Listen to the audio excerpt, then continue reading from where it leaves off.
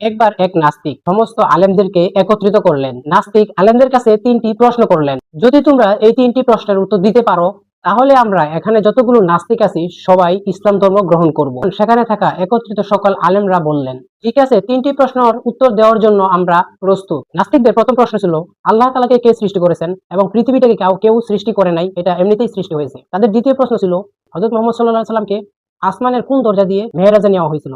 তাদের তৃতীয় প্রশ্ন ছিল, আল্লাহ তাআলা একা সমস্ত পৃথিবীটাকে কিভাবে পরিচালনা করে।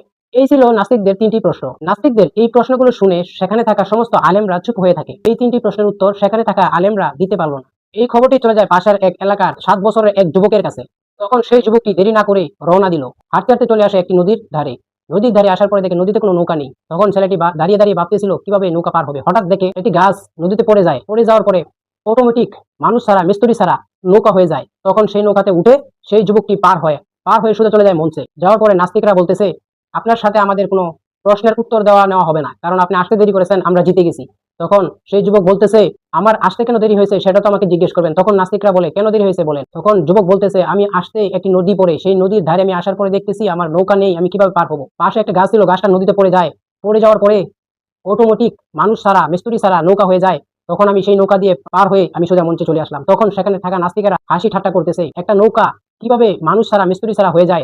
তখন সেই যুবক বলতেছে, যদি একটা নৌকা মানুষ মিস্ত্রি ছাড়া হতে না পারে, তাহলে এই সমস্ত পৃথিবী নিশ্চয়ই এমনি এমনি হতে পারে না। নিশ্চয়ই একজন কেউ আছে, এই পৃথিবীটাকে চালাচ্ছেন আমাদের রব আল্লাহ। এই কথা বলার পরে সকল নাস্তিকেরা চুপ হয়ে গেল, মাথা নিচে দিয়ে এটাকে মেনে নিল। এবার নাস্তিক দ্বিতীয় প্রশ্ন করলো, এই মুহূর্তে আল্লাহ তাআলা কোন দিকে তাকিয়ে আছেন, কি করতেছেন। তখন সেই যুবক বলল, এই প্রশ্নের উত্তর আমি দেব, তার আগে বলেন, যারা প্রশ্ন করে তারা উপরে থাকে নাকি নিচে থাকে।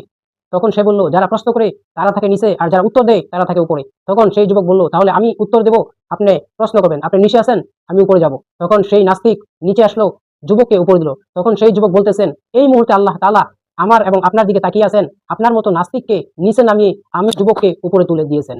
এই কথা শোনার পরে সকল নাস্তিকেরা অবাক হয়ে গেল। তখন সকল নাস্তিকেরা এই কথাটিও মেনে নিতে বাধ্য হলো। এবার নাস্তিক তৃতীয় প্রশ্ন করলো, আল্লাহ তাআলা একা কিভাবে সমস্ত পৃথিবীটাকে চালায়। তখন যুবক বলল, একটা ঘরের ভিতরে আমাকে নিয়ে চলো, অন্ধকার ঘর। এই ঘরের ভিতরে নিল, বললো একটা মোমবাতি আনো। তখন নাস্তিক একটা মোমবাতি নিয়ে আসলো। তখন এই মোমবাতির মধ্যে আগুন ধরিয়ে দিল। আগুন ধরানোর পরে বললো, বলো তো এই আগুনের কোনটা মাথা কোনটা কি। তখন নাস্তিকরা বললো, এই আগুনের কোনো কিছুই নেই, আগুন তো একেবারে চলিয়ে গেছে। তখন সেই যুবক বলল, আল্লাহ তাআলা তার নিজের নূর দ্বারা সমস্ত পৃথিবীটাকে পরিচালনা করে, তাহার কোনো কুল কিনার নাই। সেই কথা শোনার পরে সেই নাস্তিকেরা এই প্রশ্নটাকেও মেনে নিতে বাধ্য হলো। আর তারা কোনো কথা বললো না, সেটাকেও মেনে নিল। এবার নাস্তিক আরো একটি প্রশ্ন করলো, আল্লাহ তাআলাকে কে সৃষ্টি করেছেন।